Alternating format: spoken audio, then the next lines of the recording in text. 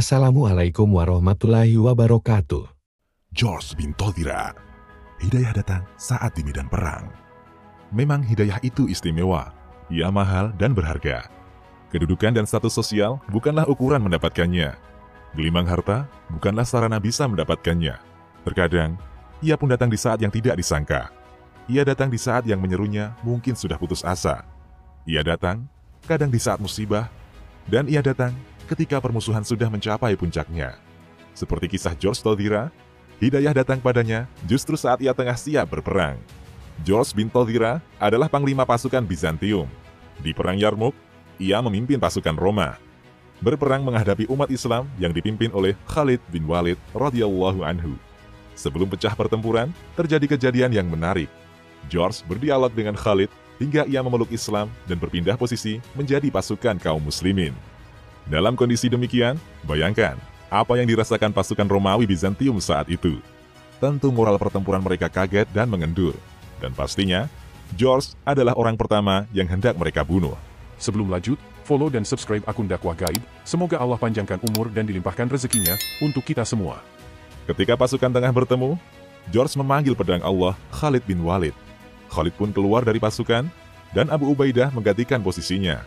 Di tengah ribuan pasukan, kedua panglima perang itu berdiri berhadap-hadapan, hingga leher tunggangan mereka bertautan. George berkata, "Wahai Khalid, jawablah pertanyaanku dengan jujur, jangan berbohong. Karena orang yang merdeka tidak pantas berbohong. Jangan pula kau tipu aku, karena orang yang mulia tidak akan menipu." George melanjutkan, "Apakah Allah menurunkan pedang dari langit kepada nabi kalian, lalu ia memberikannya kepadamu? Kemudian, tidakkah pedang itu berjumpa dengan suatu kaum, kecuali ia berhasil mengalahkannya?"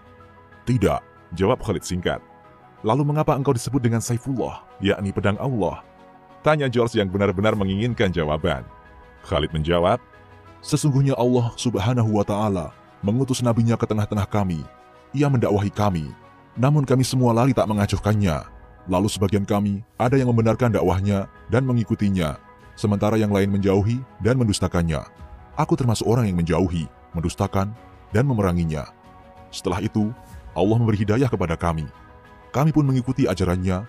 Ia berkata kepadaku, 'Engkau adalah pedang di antara pedang-pedang Allah yang ia hunuskan kepada orang-orang musyrik.' Ia mendoakanku dengan kemenangan, lalu melakopiku dengan Saifullah. Dari situlah, aku menjadi orang yang paling keras permusuhannya terhadap orang-orang musyrik. Engkau telah jujur kepadaku." Sambut George menanggapi penjelasan Khalid. Lalu ia kembali bertanya kepada Khalid, "Wahai Khalid, beritahu aku apa yang engkau serukan kepadaku." "Kepada persaksian bahwasanya tidak ada Tuhan yang berhak disembah kecuali Allah, dan Muhammad adalah hamba dan Rasul-Nya. Dan meyakini bahwa apa yang ada padanya berupa wahyu adalah dari sisi Allah." Khalid menerangkan risalah Islam kepada George. "Kalau orang tidak menerima seruan kalian itu?" tanya George. "Jizyah menjamin mereka," jawab Khalid. "Bagaimana kalau mereka tidak mau menyerahkan jizyah?" tanya George. "Kami perangi mereka." "Bagaimana kedudukan orang-orang yang menerima seruan kalian?" tanya George. "Kedudukan kami sama, setara dalam kewajiban-kewajiban yang Allah perintahkan kepada kami, baik orang yang mulia atau orang biasa, baik yang awal memeluk Islam dan yang terakhir," jawab Khalid. George kembali mengajukan pertanyaan, "Apakah orang yang hari ini memeluk Islam, wahai Khalid, sama pahala dan ganjarannya?" "Ya, bahkan bisa jadi lebih utama," jawab Khalid. Dengan nada heran, George kembali bertanya, "Bagaimana bisa ia sama dengan kalian, padahal kalian lebih dulu memeluk Islam?" "Kami memeluk Islam dan berbaiat kepada Nabi kami di saat kami menjumpainya. Datang padanya kabar-kabar tentang kitab-kitab, lalu ia memperlihatkan tanda-tanda kebesaran Allah kepada kami. Orang-orang yang melihat apa yang kami lihat dan mendengar apa yang kami dengar membenarkannya, berislam dan membaiatnya. Adapun kalian belum pernah menjumpai apa yang kami jumpai, belum pernah mendengar apa yang telah kami dengar berupa mukjizat dan hujjah. Kalau kalian memeluk Islam dengan tulus dan sebenar-benarnya, tentu lebih baik dari kami." Jawab Khalid berusaha mengurai kebingungan George. "Demi Allah, engkau berkata jujur, tidak menipuku, dan tidak berpura-pura padaku, kan?" tanya George berusaha mendapatkan jawaban yang pasti. Khalid menjawab, "Demi Allah, aku telah berucap jujur padamu. Aku tidak berkepentingan apapun padamu atau salah seorang dari kalian.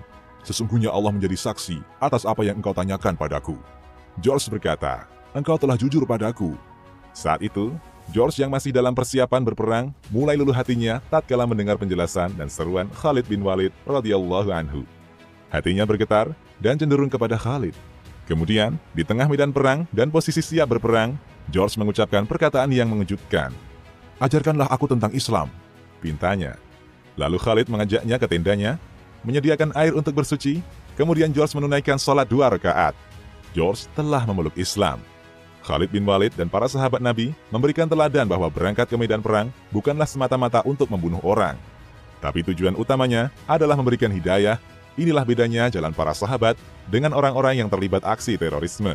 Tujuan mereka membunuh, bukan memberi hidayah. Keluar dari Bizantium dengan permusuhan yang memuncak dan memimpin pasukan untuk memerangi Islam dan kaum muslimin. Ternyata, saat itulah hidayah datang kepadanya. Oleh karena itu, janganlah kita berputus asa, sebagaimana Khalid masih mengharapkan hidayah kepala pasukan yang hendak membunuh dan memeranginya. George berbalik posisi, ia berdiri di sebelah Khalid untuk memerangi pasukan Bizantium. Dalam perang itu, ia menderita luka parah dan menemui syahidnya di medan Yarmuk. Setelah berislam, ia hanya 1 kali melakukan sholat dan sujud dalam 2 rakaat. Kemudian ia gugur di medan jihad. Benarlah apa yang Khalid ucapkan. Bisa jadi, orang yang baru memeluk Islam dan sedikit amalnya lebih unggul dibanding orang yang terlahir sebagai seorang muslim. George hanya menunaikan 1 kali sholat dalam hidupnya. Namun ia mendapatkan kemuliaan jihad di jalan Allah, menjemput kematian sebagai seorang syuhada insya Allah. Demikian, Allahu a'lam.